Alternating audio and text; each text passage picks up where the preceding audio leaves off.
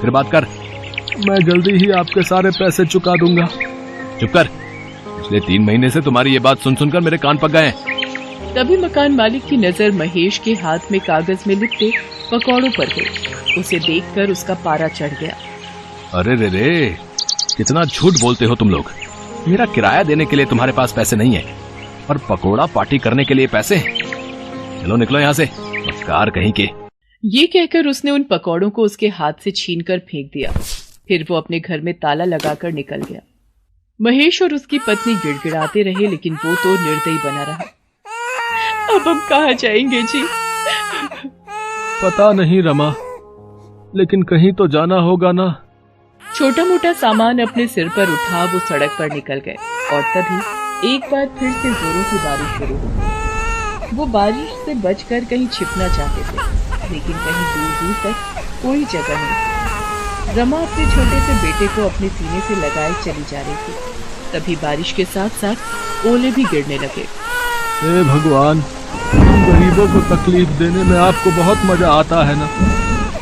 बारिश तो हो ही रही थी, अब ओले भी पड़ने लगे। लेकिन तभी महेश की नजर सड़क पर पड़ी सीमेंट की पाइप पर गई। उसने सबको पाइप में छिपने के लिए कहा, लेकिन पाइप तक पहुंचने से पहले दुर्भाग्य से ओले का एक बड़ा सा टुकड़ा पिंकी के सिर पर गिर गया। उसके सिर से खून बहने लगा और वो बेचारी जोर जोर से रोने लगी। रमा ने झट से अपनी गोद से बिट्टू को उतारकर महेश के हाथ में दिया और अपनी साड़ी का पल्लू फाड़कर पिंकी के सिर पर बांध दिया। माँ, सिर में बहुत दुख रहा है। रो मत मेरी बच्ची, ठीक हो जाएगा। वो सभी पाइप के अंदर बैठ गए और बारिश के रुकने का इंतजार करने लगे, लेकिन बारिश रुकने का नाम ही नहीं ले रही थी। तभी उन्होंने देखा कि उनके सीमेंट वाली पाइप से कुछ दूरी पर एक बड़ी सी गाड़ी। मंगला, कुछ खाने को दे दे, फिर मैं जाकर देखूं, शायद कोई मजदूरी का काम मिल जाए। तेरा यूं भूखा रहना भी होने वाले बच्चे के लिए गलत है, इसलिए अब मुझे रोजाना कड़ी मेहनत मजदूरी करनी ही होगी।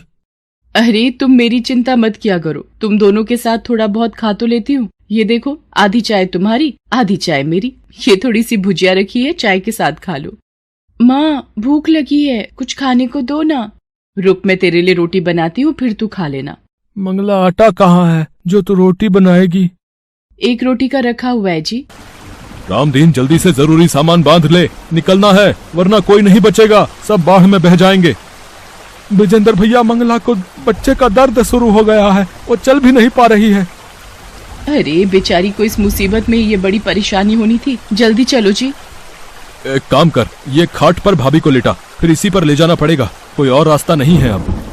रामदीन निशा को अपने कंधे पर बिठा लेता है। विजेंद्र और उसकी पत्नी भी बहुत नेक दिल थे। विजेंद्र की पत्नी अपने बेटे को गोद में उठा लेती है। विजेंद्र रामदीन के साथ मंगला को खटिया पर लिटाकर उठाने में मदद करता है।